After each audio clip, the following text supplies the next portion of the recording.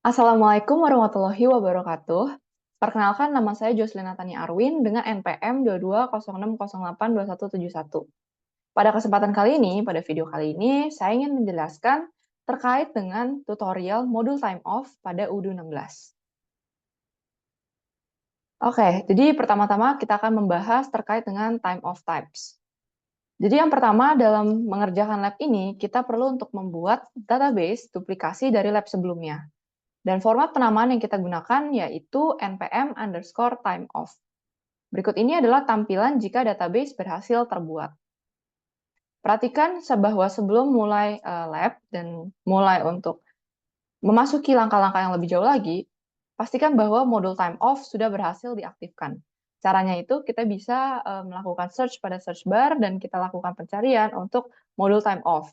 Jika tampilannya seperti ini, artinya modul tersebut sudah berhasil diaktifkan.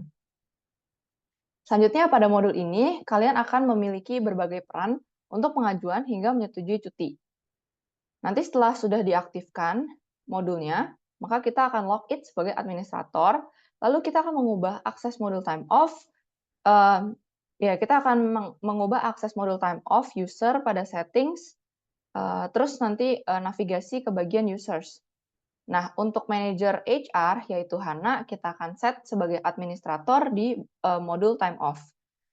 Lalu, karena user saya di bidang atau divisi warehouse, maka saya akan set manager warehouse, yaitu Winda, sebagai officer pada modul time off. Seperti ini. Lalu, untuk user saya, yaitu Waluyo, saya tidak berikan akses apapun pada modul time off. Jadi seperti ini. Dan jangan lupa juga untuk meng-assign manager warehouse sebagai manajer dari user, yaitu Waluyo. Di sini saya set manajernya, yaitu manajer warehouse, yaitu Winda. Selanjutnya, login sebagai manager HR, yaitu Hana, dan mengakses time of types pada configuration ini. Jadi pertama-tama kita akses dulu ya, tadi akses melalui modul leaves. Lalu nanti tampilannya akan seperti ini, kita pilih ke bagian configuration di navigation bar, lalu pilih time of types. Kemudian nanti tampilannya akan seperti ini, dan kita akan klik tombol new untuk membuat time of type baru sesuai dengan kebutuhan. Seperti misalnya time of type cuti tahunan, lalu kita isi ketentuannya sesuai dengan kebutuhan. Lalu ada juga time of type cuti sakit, lalu ada juga time of type cuti bersalin. Dan ini adalah tampilan ketika ketiga time off tadi yang baru berhasil terbuat. Oke, selanjutnya kita akan membahas terkait dengan allocation.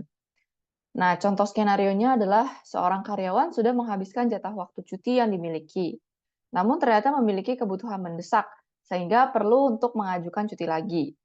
Nah, karyawan tersebut mengajukan penambahan jatah waktu cuti kepada manajer HR. Sebagai manajer HR, kita perlu membuat allocation untuk perusahaan PT kita sesuai dengan kebutuhan. Caranya itu adalah kita pertama-tama masuk dulu ke modul leaves, lalu masuk ke bagian allocation dengan cara melakukan navigasi pada bagian approvals di navigation bar. Nah, setelah terbuka halaman seperti di bawah ini, nanti kita klik tombol new untuk membuat allocations baru. Setelah itu, isi field-field sesuai dengan ketentuan, seperti ini misalnya, kita akan membuat allocation baru untuk cuti tahunan, lalu setelah data-datanya sudah sesuai, maka kita akan klik tombol confirm. Nah, lalu setelah itu kita perlu untuk memvalidasi allocation tersebut, sehingga bisa digunakan oleh perusahaan kepada karyawan. Nah, berikut ini adalah contoh allocation yang sudah siap digunakan oleh perusahaan. Bisa kita lihat di sini nanti statusnya sudah approved. Selanjutnya, login sebagai user dari masing-masing pengguna. Di sini kasus ini saya mendapatkan user bernama Waluyo dan juga submit pengajuan allocation sesuai dengan kebutuhan. Caranya adalah dengan masuk ke modul leaves, lalu jika halaman yang sudah lalu nanti akan masuk ke halaman yang seperti di bawah ini, yaitu dashboard. Nah, jika nanti halaman yang ditampilkan sudah seperti ini, nanti kita klik allocation request di sini. Nah, setelah itu nanti isi field-field sesuai dengan kebutuhan, dan berikut ini adalah contoh allocation yang berhasil dibuat. Misalnya kita akan membuat allocation untuk compensatory days. Kita isi sesuai dengan ketentuan, lalu kita nanti statusnya akan to submit. Jadi ketika kita confirm, nanti kita akan statusnya berubah jadi to approve atau menunggu approval dari pihak-pihak yang bertanggung jawab. Lalu selanjutnya login kembali sebagai manager HR yaitu Hana, lalu setujui allocation dari user yang dibuat sebelumnya.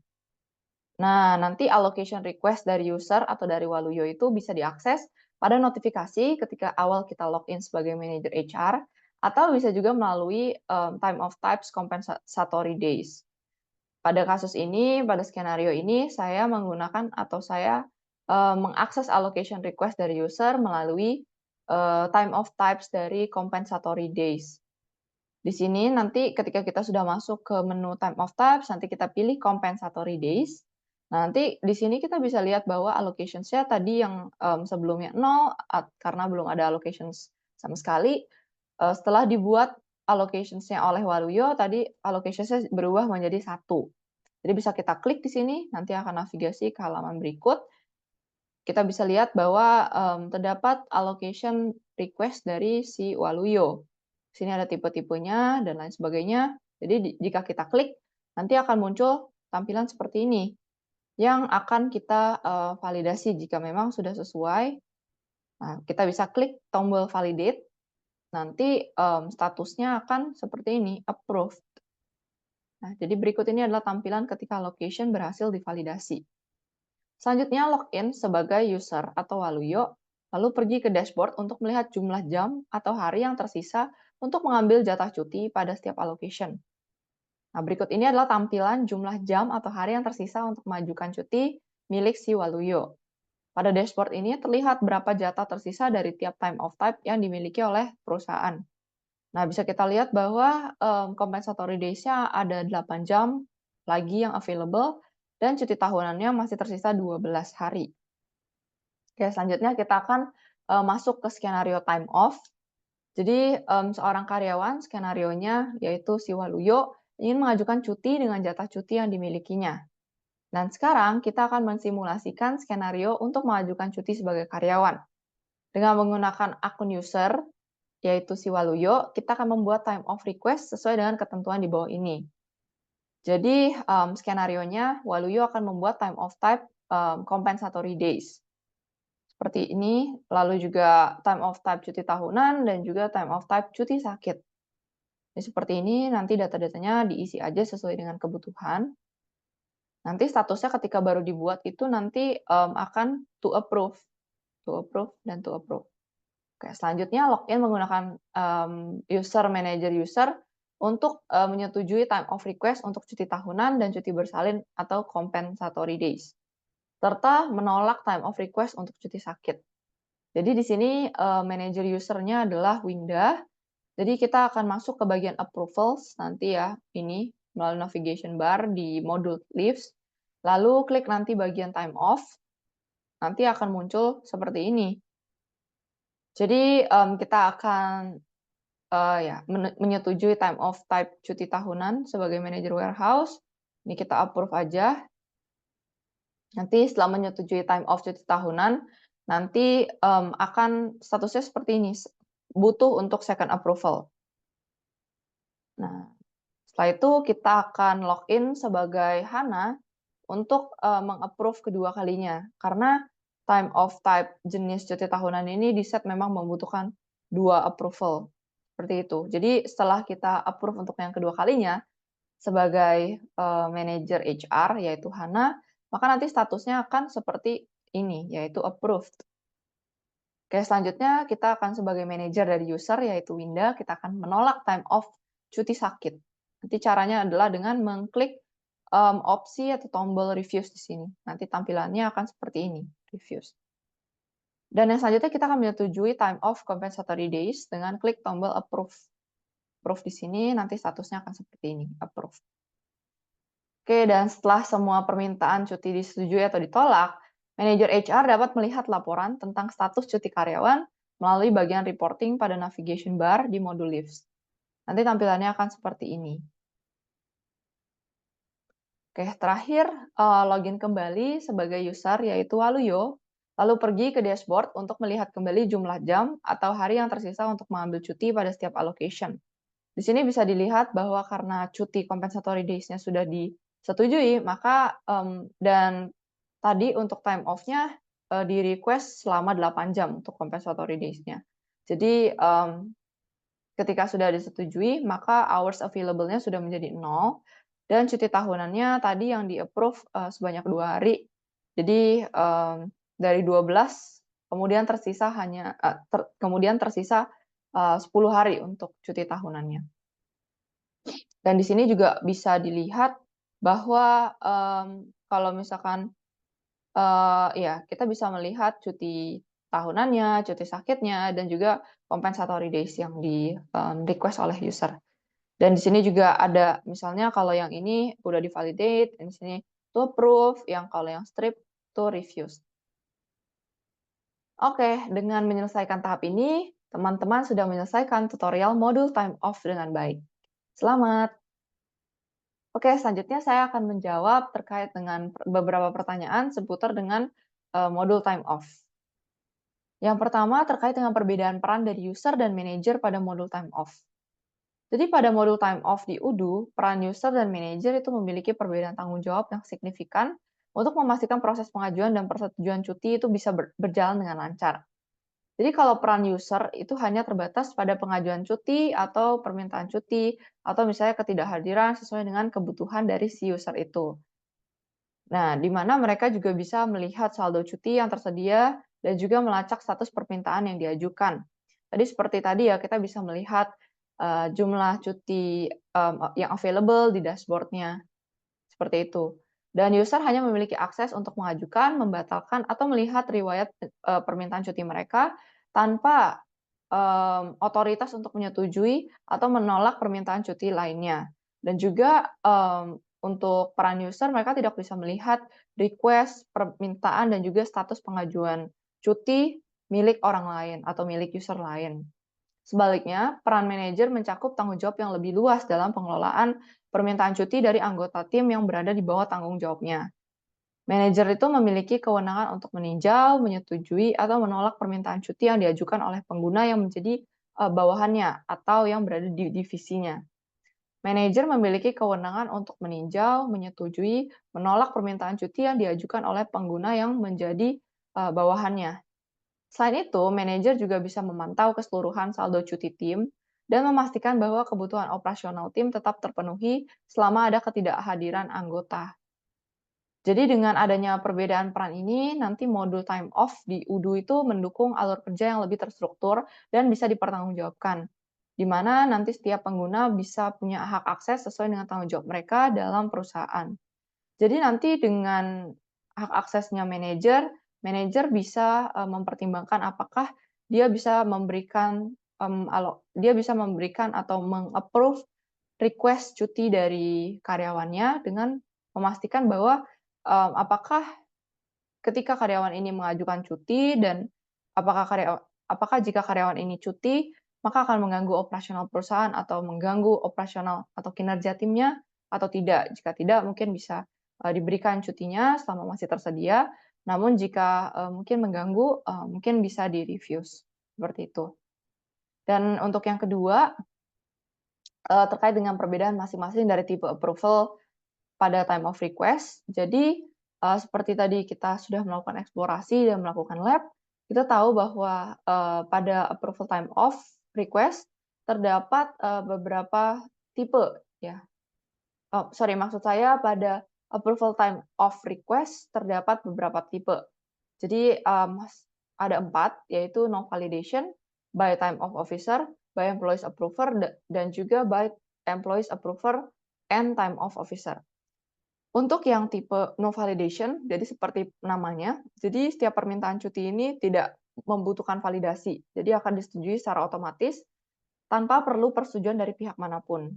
Jadi tipe ini cocok untuk cuti yang fleksibel dan juga nggak perlu untuk proses otorisasi tambahan. Misalnya cuti-cuti yang sudah ditetapkan secara otomatis berdasarkan peraturan perusahaan yang tidak memerlukan persetujuan dari pihak-pihak lain. Dan yang kedua ada by time of officer. Jadi pada opsi ini, permintaan cuti itu butuh persetujuan dari time off officer. Biasanya time off officer itu merupakan seseorang dari bagian HR yang bertanggung jawab untuk mengelola ketidakhadiran atau cuti karyawan. Nah, di sini time off officer berperan untuk memastikan bahwa permintaan cuti sesuai dengan ketersediaan dari karyawan dan juga kebijakan yang berlaku. Sekaligus juga mencatat cuti tersebut dalam sistem perusahaan. Dan yang tipe 3 ada by employees approver.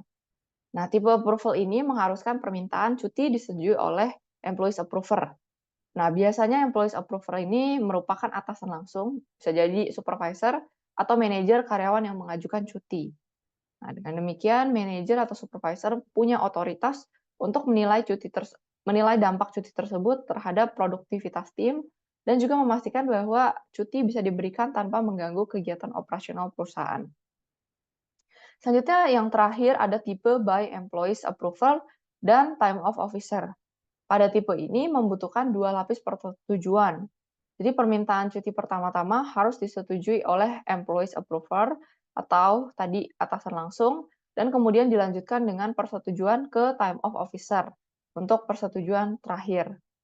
Dan persetujuan berlapis ini biasanya diterapkan pada jenis cuti yang lebih sensitif, seperti misalnya cuti jangka panjang.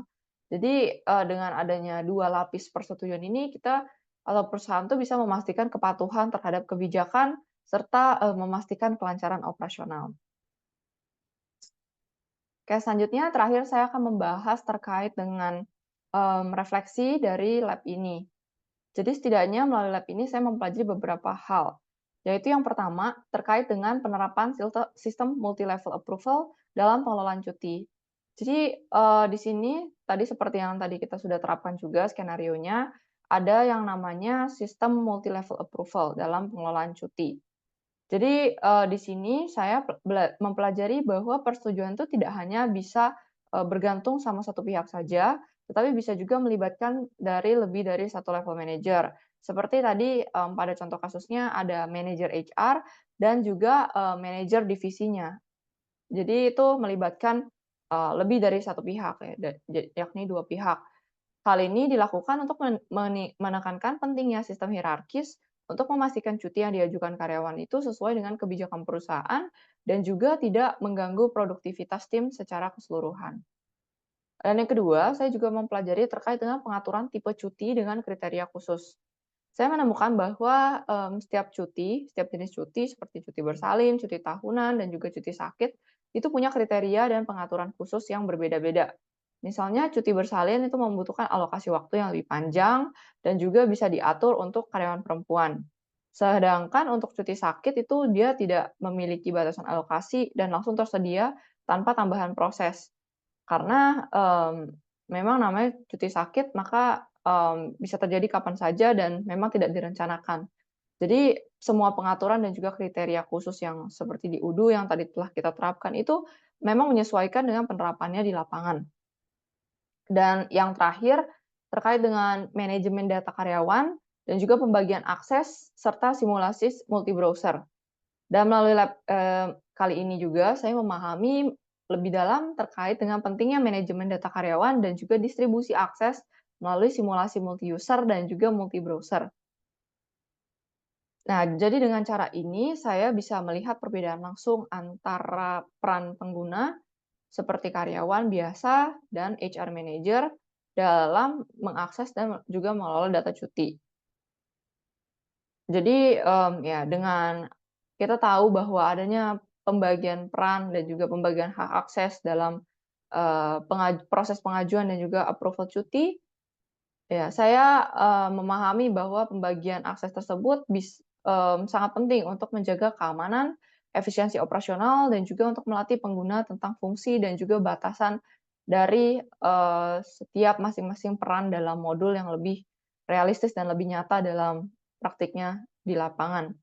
Dan pembagian akses ini sebenarnya juga akan sangat bermanfaat karena adanya pembagian tanggung jawab dalam masing-masing perannya, seperti itu. Jadi kalau untuk, user akan diberikan akses-akses terbatas saja seperti untuk mengajukan cuti, membatalkan pengajuan cutinya, melihat jatah cutinya. Sedangkan untuk, manajer mereka bisa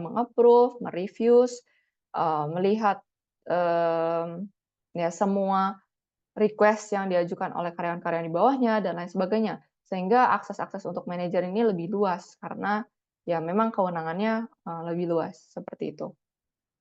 Mungkin sekian yang dapat saya sampaikan pada video kali ini. Semoga video ini bisa bermanfaat bagi teman-teman dan sampai jumpa lagi di video selanjutnya.